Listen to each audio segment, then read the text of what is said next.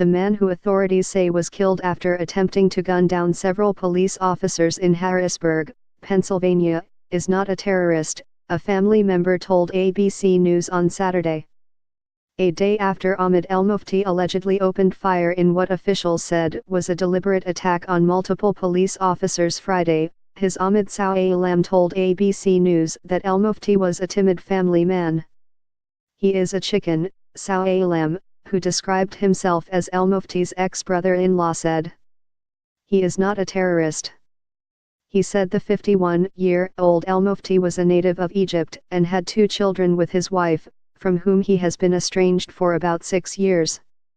El-Mufti shot at police from at 3 locations in Pennsylvania's capital before responding police officers shot and killed him, Dauphin County prosecutors said. One officer was injured in the shootings, but her injuries are considered non-life-threatening and she was reportedly doing well, Dauphin County District Attorney Ed Marsico said. Marisco also told ABC News that his office is trying to determine whether El-Mufti's attacks on law enforcement officers were motivated by terrorism. Saw-Alam said El-Mufti visited the Middle East, but stressed he was a gentleman.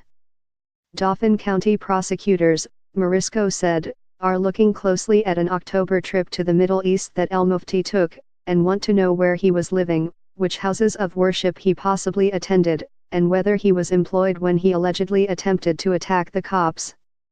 The FBI and Bureau of Alcohol, Tobacco, Firearms and Explosives, ATF, are also involved in the investigation, the prosecutor confirmed. The first shooting took place at about 4:10 p.m. when El-Mufti allegedly opened fire on a Capitol Police officer in his cruiser, striking the vehicle several times, but missing the officer. The shooting took place just steps from the Pennsylvania State Capitol building. About a half-hour later, the same man is suspected to have fired at a female officer who was struck once.